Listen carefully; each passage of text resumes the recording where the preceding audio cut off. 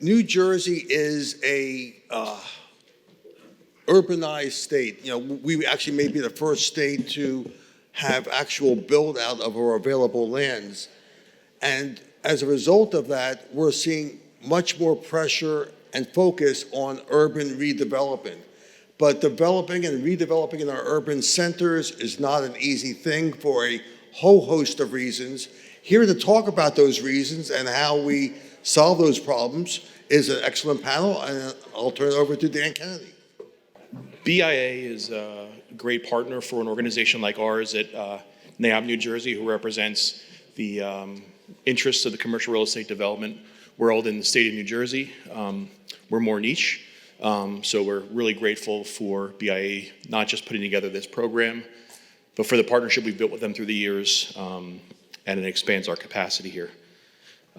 Whether we're talking about the 4 core assets of commercial real estate, mixed-use multifamily, industrial, retail, and office, or infrastructure to support those things, we're in a different place in New Jersey than when I came up as a pup in the industry. We had to argue for smart growth. We had to argue for repurposing our cities, our first-ring suburbs, and our transit-centric places in the state. And smart growth is now kind of the predominant land use trend. For those nerds in the room like I am that used to pay attention to the state plan, the state plan's principles was, trend versus of the plan, where the trend was sprawl and the plan was smart growth. We're in a place now where the trend and the plan is the same thing, where we have these great opportunities for lots of reinvestment in our urban areas of the state. Like Ray mentioned, we're not out of land, but we're getting there. I don't think you're really ever out of land. I would see if somebody from Rome would argue that they're ever out of land in Rome.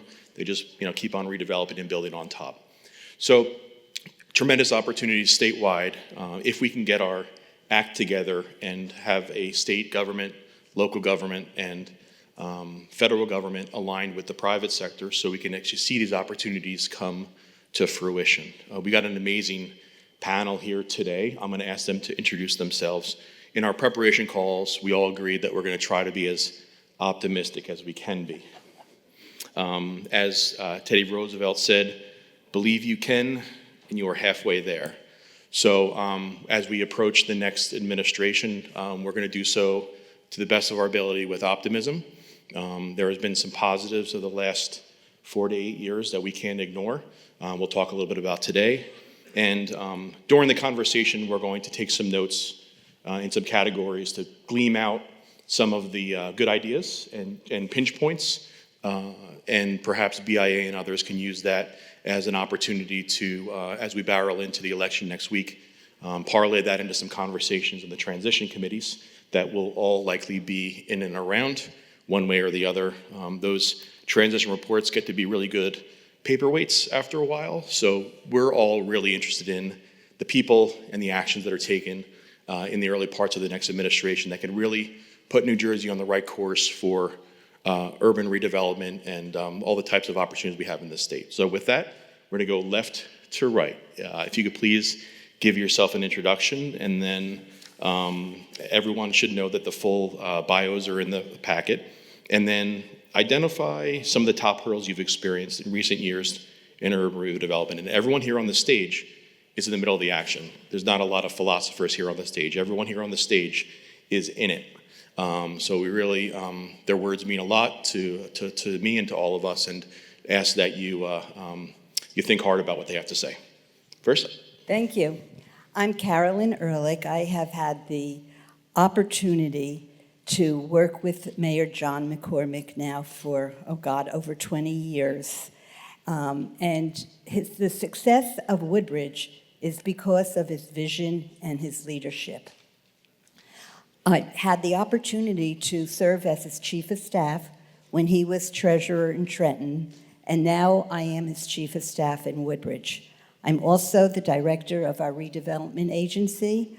Our redevelopment agency is made up of 2 people, me and Heather Lamada, and we do it all. We have a lot of help from our planning department, our building department, our engineering department, And when we need the DPW and health, it's a true team effort in Woodbridge. I also have the pleasure of working on sustainability. We just created a division of sustainability, and I also serve as the chairman of the board of Sustainable Jersey. If you're not familiar with the organization, it's just phenomenal. And to bring my two things together, redevelopment and sustainability, we've created a Woodbridge Green Construction Certificate. And more than being a certificate, it is a tool, a learning tool, so that our developers can see that there is a green concrete that you can use, and with a link to find out. So anybody, come see me if you want to use it with your development, because it is one of the things that we need to do going forward. Ted? Jump right into the question as well. Good morning, everyone. Ted Zangari. I chair the real estate department as well as the redevelopment law practice group within the department at the law firm of Sills, Cummis. So, hurdles. I'll propose three. I'll identify three. One that's been around for as long as I've practiced law, which is to say 36 years, and the other, emerging trends. The time-honored tradition of local home rule is the first one. Now, I'll be the first to say that I honor and respect the fact that municipalities, including my own hometown, have the right to govern development and redevelopment within its borders. But we have the privilege of working on many large transformative projects whose benefits, and to be fair, the burdens, like transportation, traffic, and so forth, radiate well beyond the borders of the host town, which just happens to be where the project is located. And too many times when politics and other parochialisms get in the way, and those projects die in the woods and no one hears about them, other than the loud voices in the community, that's a lost opportunity for the state. And candidly, it's moments like those when I long for regional planning, sort of like Montgomery County, Maryland has, or some other regional body.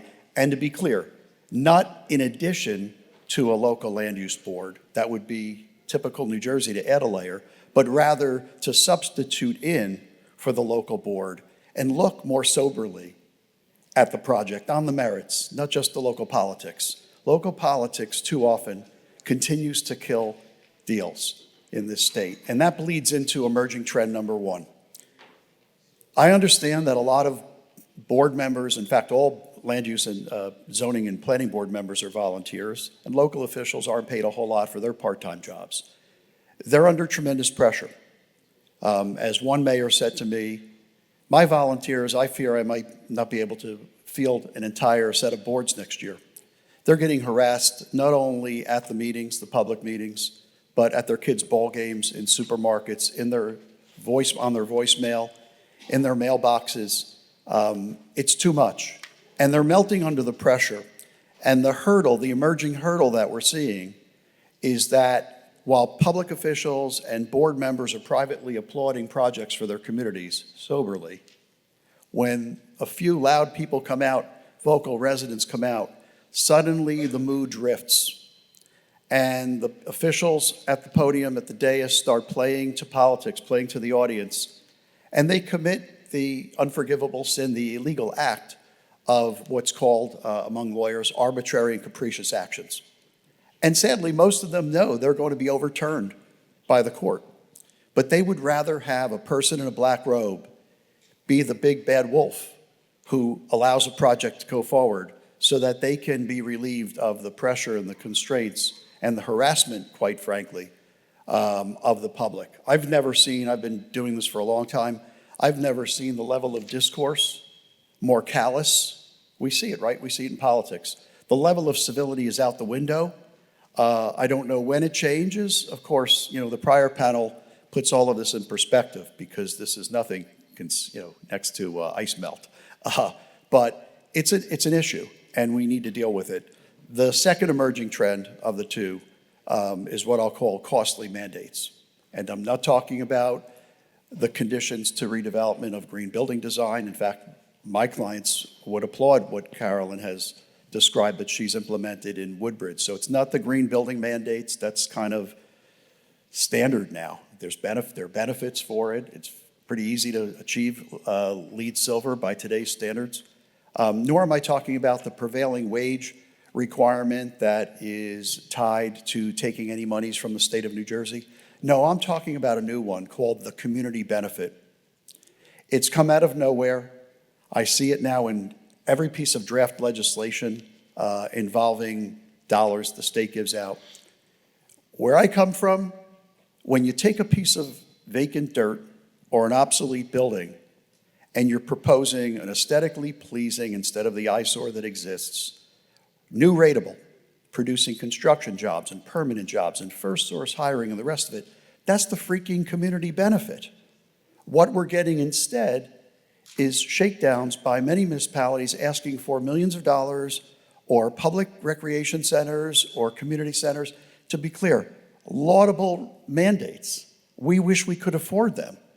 But if we're going to a town already with gap financing needed, particularly when we're doing redevelopment, which by definition is more expensive than development because of the demolition cost, the typical remediation cost, because many of these sites are sitting on brownfields or gray fields.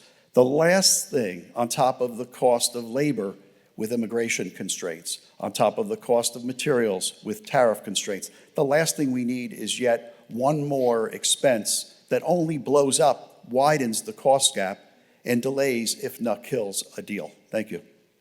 That's right. All right. So winners, but I think we go back to Carolyn at the end, okay? Yeah, can't wait to respond. Of course, yeah, you go. All right. Good afternoon, everybody. Zoe Baldwin, Vice President for State Programs with Regional Plan Association. If you're not familiar with Regional Plan, we are a 104-year-old urban planning organization, the oldest in the country. And we work in New York, New Jersey, and Connecticut, basically to make sure that the built environment works for the people and businesses that rely on it every day. And so in terms of the hurdles that I want to flag, I'm going to run through them quickly. So the first is kind of an overarching just umbrella, and that's fragmentation. We have one of the most complex regulatory and governance systems in the country, and basically every project is a negotiation. And that kind of ties into what Ted was saying about home rule, because there's the NIMBY side of home rule, which we all talk about a lot and is really bad. But then beyond that, what we're doing is basically turning any project you want to do into a bespoke financial and political conversation. So you're just reinventing the wheel every single time. And that's not good for replication. It's not good for durable programs. And it makes sure that we're kind of not able to build the institutional muscle we need to really get trucking in the kind of the way that we need to. And it adds years and millions of dollars to projects, but you know, hey. The next one I'll say, it's a little odd, but I want to throw this out there, and it's a little, maybe we don't agree on this one, Ted, but it's legitimacy, right? And so one of the hurdles is that it's less obvious because everyone thinks about the NIMBY side of things, but in a lot of urban areas, when you're talking about redevelopment, you're talking about people that have lived through plan after plan that has never come to fruition. A thing that is advertised, we're going to build housing, we're going to improve this part of town, and then XYZ happens because of our bespoke political and financial practices. And so it's being like gaslighted. It's like being gaslighted all the time. And so when you come into a community and are forced to start from a place of skepticism, it makes everything a lot harder. Things become referendums on other projects people didn't like on history instead of being a conversation about how do we get to this future that we all kind of want to see. And then the last one, I'm sure we'll get into later, but I'll just throw it out here, is finance, right? So Aspire 3.0, I guess it was, that we did earlier this year, fixed some good structural problems. But, you know, we still have high interest rates, we have construction inflation, and so we have to make sure that our tools are dynamic enough to be able to meet the dynamic conditions we're dealing with in the market. And so just being, you know, really cognizant of the fact that sometimes when you create a real rigid program, it can't bend the way it needs to address what developers and communities need on the ground. And so that's 4 minor hurdles, no problem. I'll pass it along. Thank you. Good morning. I'm Caryn Barnes. I'm a senior principal at Langan Engineering and Environmental Services. We've been doing development and redevelopment projects for 55 years on some of the most challenging and technically complex projects in the state and beyond. And my perspective is a little bit different from my fellow panelists here is we're trying to get the projects done over the finish line in compliance with the local, the state, and the federal regulations. So Dan, when you ask what the biggest hurdles for me are, really for me, it's managing the import and export of fill, soil, especially in urban areas. Almost by definition, those soils are contaminated and have to be dealt with. That can be as easy as we have historic fill, and typically we would put a cap on it, but we see some of the townships resisting putting in a cap on a historic fill. So how do we deal with that? It can be as complex as managing soil within your facility. You might want to cut some, fill some other places, and we have to get through pretty robust demonstrations with the DEP to show a full use management plan of what can be used and what can be moved around. And lastly, even in the import of clean fill, we have some pretty rigorous hurdles, which may change as the regulations change. I'll tell you that with my hurdle there. But baked into this management of fill, and to some extent water as well, are the state permits. Trying to get remedial action permits through the department right now is averaging well over a year. And that's just not feasible to move these remediation projects along. Remediation is also often baked into the redevelopment. How can we raise the grade and make it meet the land use regulations? How do we build the buildings and build the caps and use green and sustainable porous pavement, other things like that, and bake that into the remedy? So to get to that point with all these creative solutions, and then at the end of the day, struggle to get the remedial permits for that is absolutely a challenge. So permits, I will say, particularly soil and groundwater permits with the DEP is my number one hurdle. Secondly, I'm gonna say, and if you've ever met me, you'll know I'll say this all the time, PFAS compounds, per and polyfluoroalkylated substances. And you might think, I'm a redeveloper, I'm not really interested in these PFAS compounds, known as forever chemicals. But I'll tell you, if you buy a piece of property, develop a piece of property, move soil, move water on your property, you will encounter PFAS. And the main challenge with that is they're a class of several thousand compounds. We regulate just a handful of them. They're regulated differently on the federal level than they are on the state level. So trying to navigate this complex regulatory paradigm that's evolving, the standards are evolving, the approaches are evolving, becomes very, very challenging.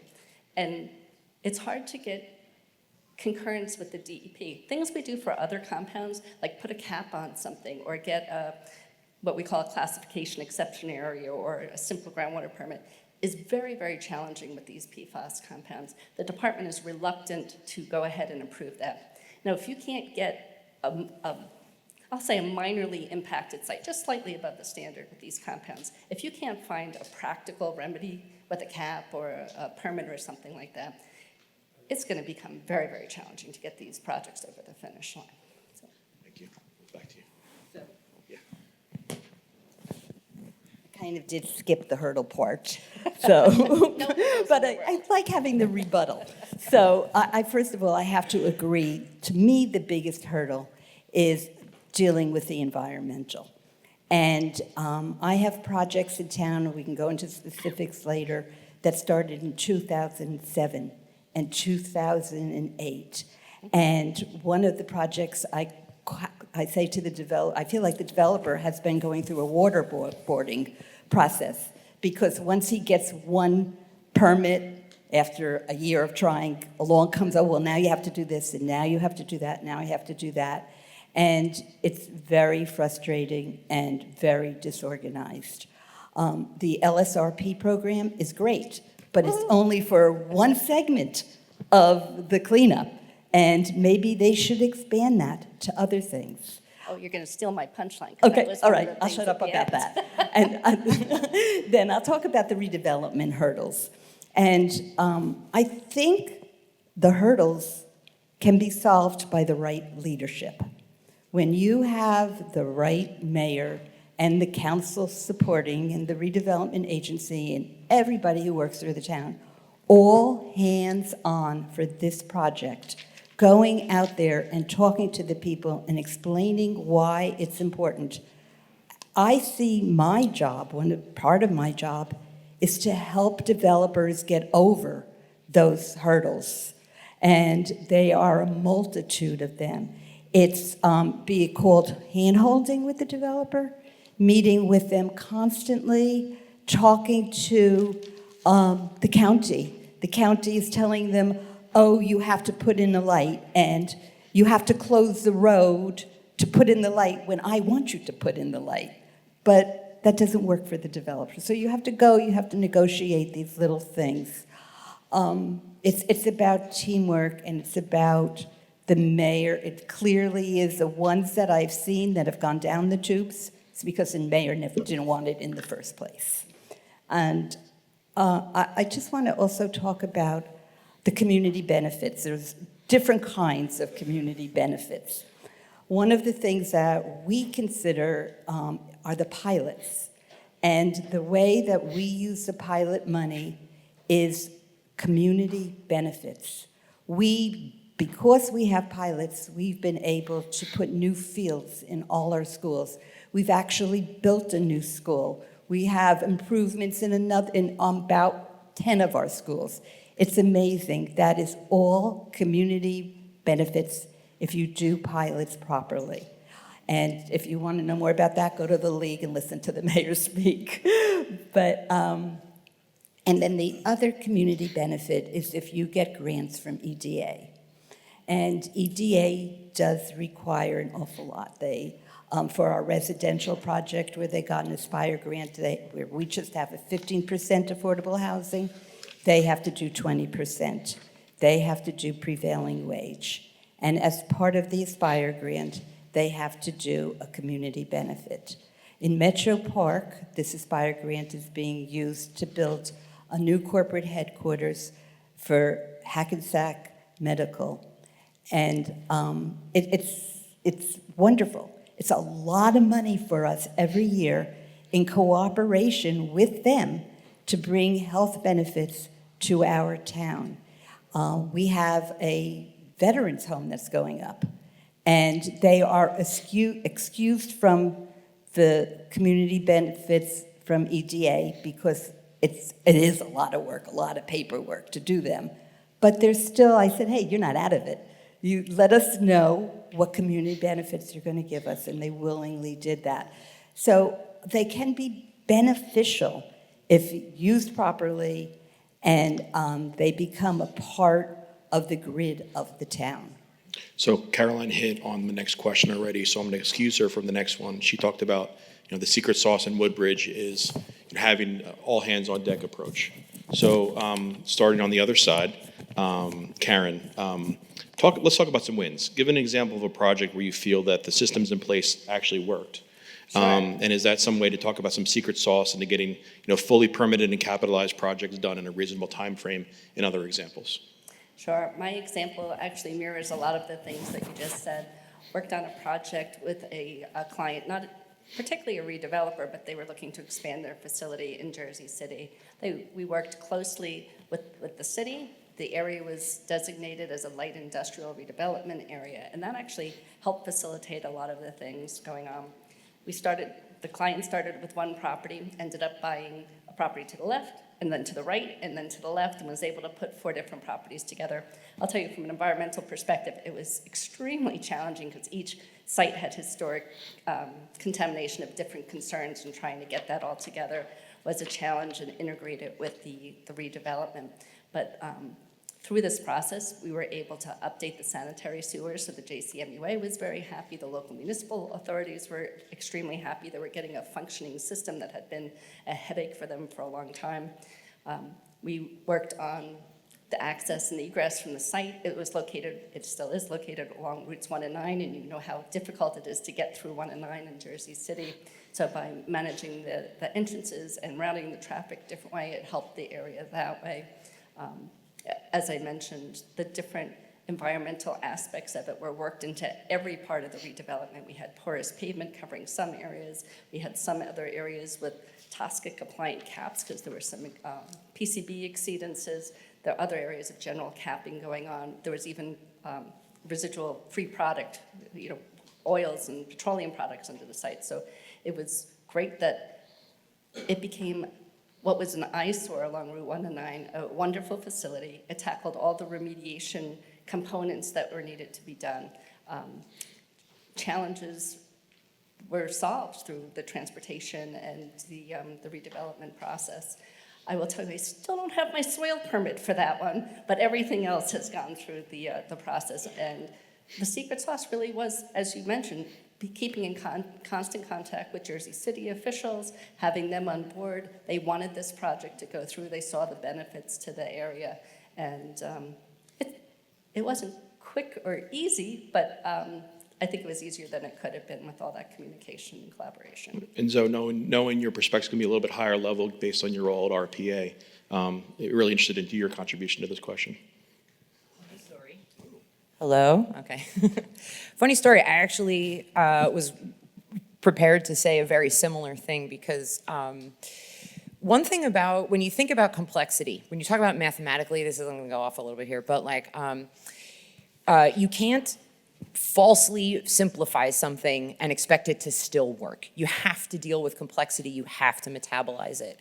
And actually, so what I was going to say is the secret sauce is getting everybody pointed in the correct direction. We can absolutely streamline some of our processes, but you can't just chop off all the processes and assume those problems aren't going to come up somewhere else, right? And so making sure that we have people that are serving as kind of trail guides for this, that are doing the hand-holding and having some of these pieces together is incredibly important because it would be very hard to streamline all of these permits into one function, right? Like, because I know at the federal level, in Trump's first administration, there was like the One Permit Act, and that was very interesting. And that can solve certain problems, but at the state level, there's reasons, there's jurisdictions. And so how do we actually navigate these better? Because getting rid of them doesn't fix it. But we do need to streamline it. We do need to make it more functional. And so I was actually going to cite the Hackensack Meridian Metro Park development because that was wonderful. Because at the same time we have Elkhor and Hoboken. That took 10 years to get a shovel in the ground, and it only happened when everybody kind of got on the same page and started really pushing. And so that's where I would say that is actually the secret sauce, even when you're not in New Jersey. So Connecticut and New York are the same. Ted knows a little bit about those projects. So Ted, it seems like we're talking about very simple things like permit coordination and having an executive branch that embraces the idea that they want to be problem solvers, not problem creators. Is it that simple, or what am I missing? I think it is, but it really comes down to, in my opinion, the secret sauce is setting expectations, not only by the developer, but by the public entities that stand to benefit by the project. I'll give you the inverse. The bad example I can talk about because the company is out of business, it went bankrupt, and the project continued, but it went through 2 foreclosures and bankruptcies, is the original Xanadu project. It was painful because we represented lenders. It was painful to watch that project go through the process because there was a mismatch, over-promising, under-delivering by both sides, the public sector and the private sector. And we know the rest of the story. There's a tortured history behind that.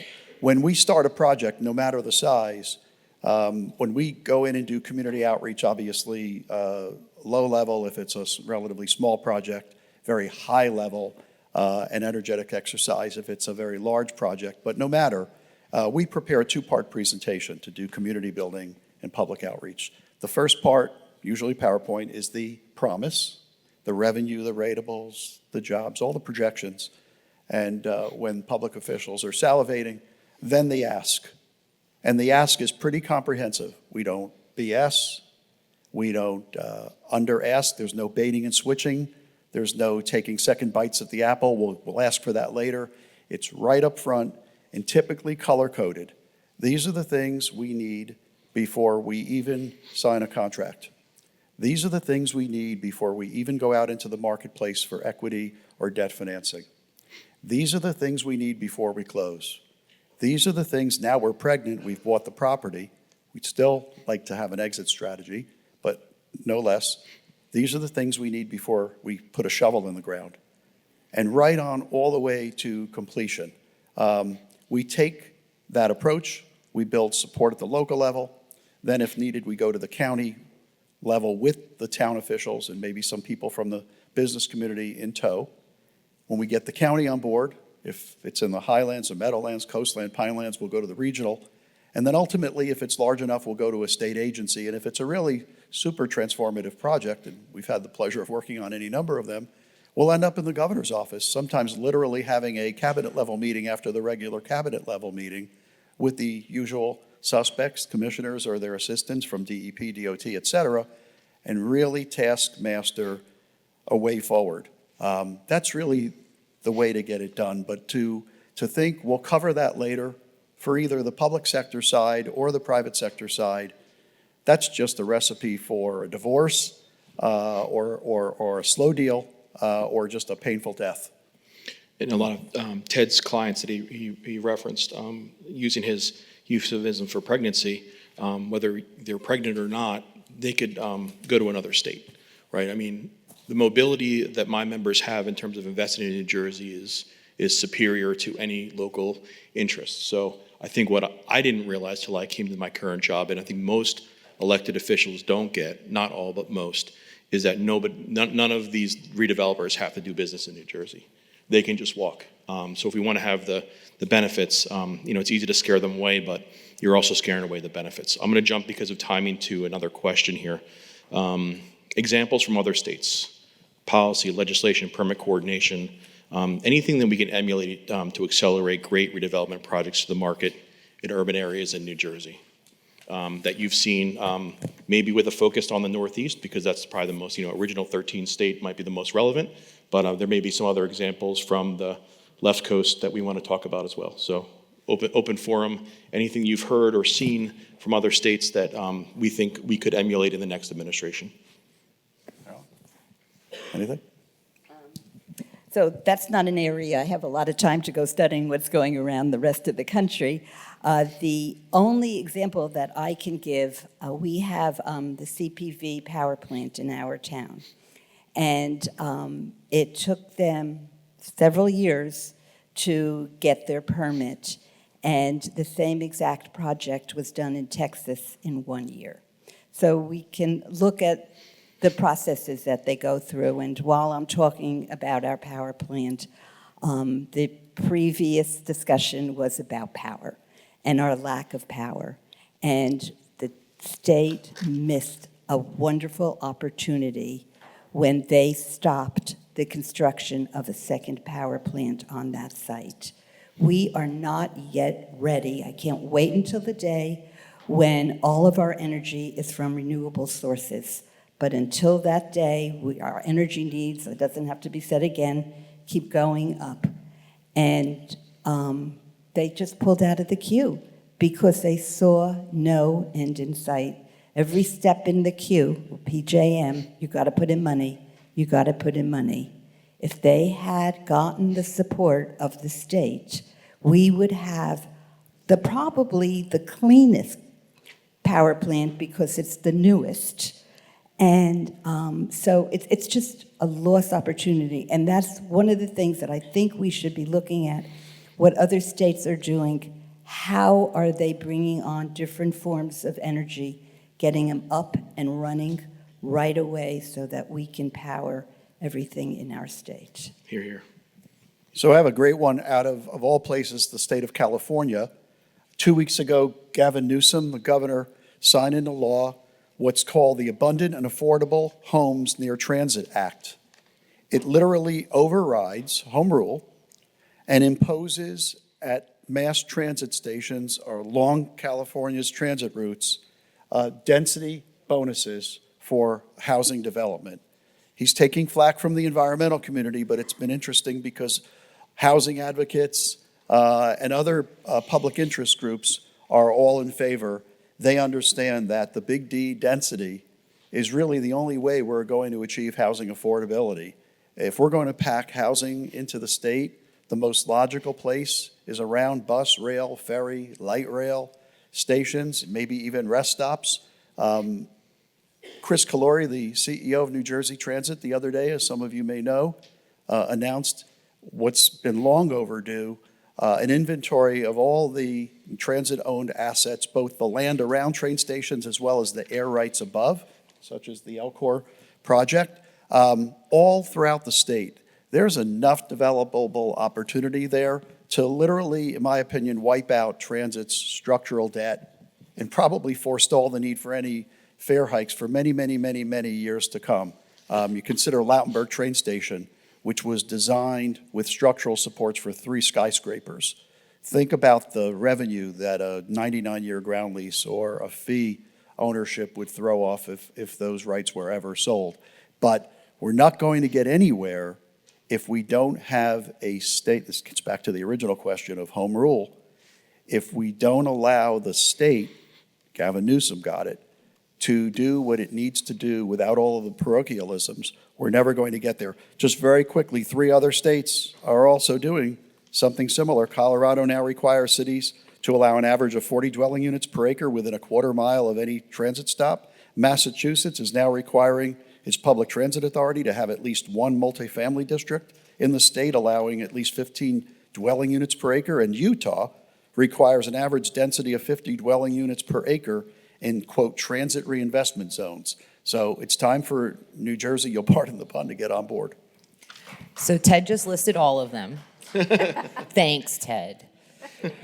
But one I do want to flag that I think is really important when we're talking about home rule is actually New York City's City of Yes program was awesome.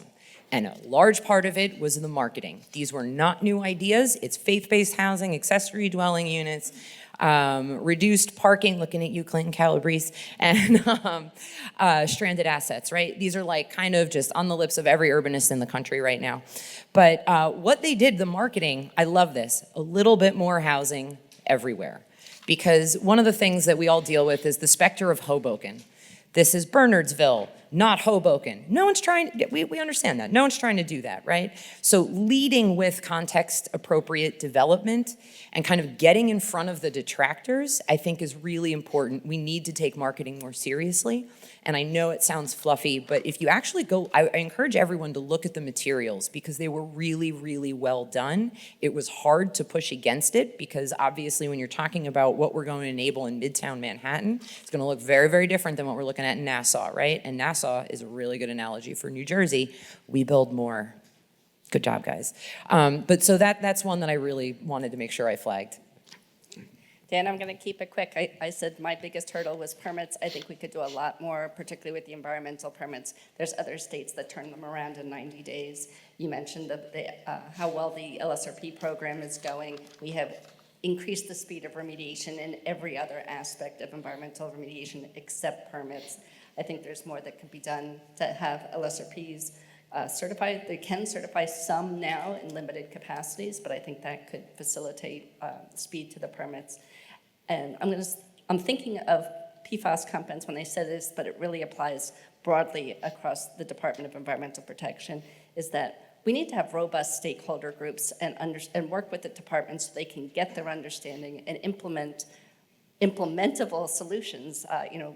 I mentioned PFAS at low concentrations. We need solutions to get us to closure, to be able to build our things. And when site remediation doesn't work well with waste management and doesn't work well with drinking water and everybody's on a different page, it makes it incredibly hard.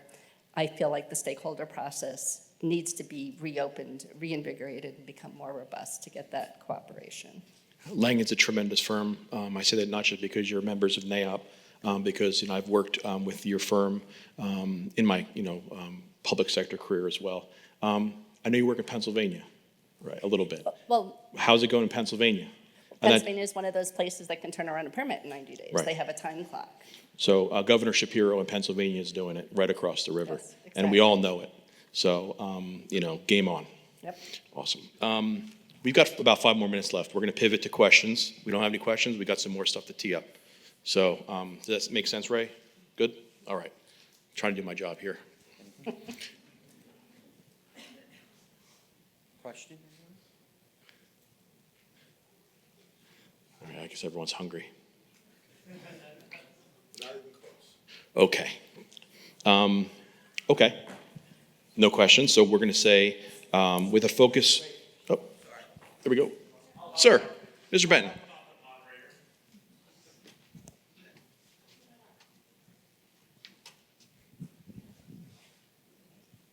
Good morning, Jim Benton, representing Stevens and Lee Public Affairs, associated with Christine Shipley, Skip Semino. I have a question regarding transparency. Ted, isn't one of the challenges in dealing with a particular opportunity that there's just no end in sight to a transparent road to move forward, to get to the finish line? Is there a way to open that up so that the public understands, has opportunities for appropriately disclosed information, so that these pathways to success can be identified with support of the mayor, with support of the bureaucracy? It's a great question. Thanks, Jim. I think transparency would take a lot of the angst and frustration that the public has at the meetings. When I referenced earlier, the level of civility is down the tubes.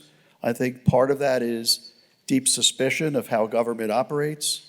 I think transparency, the old saying, sunshine, right, is the greatest disinfectant.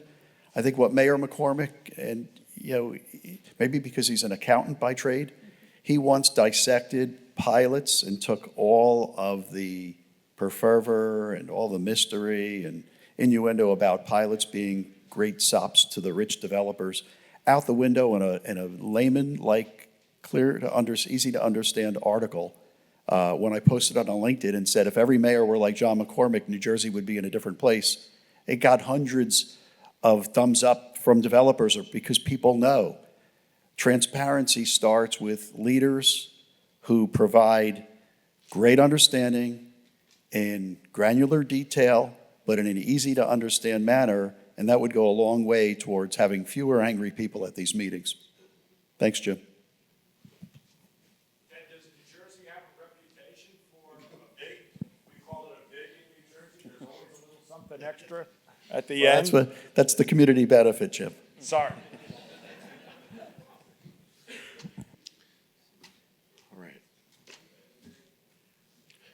All right, so maybe we can end with a question here. We'll know soon enough who the next governor is going to be, and it appears, I've been writing down, scribbling up kind of the negative rubs on New Jersey and the secret sauces that we kind of gleaned from some of these projects, and looks like it's possible, right?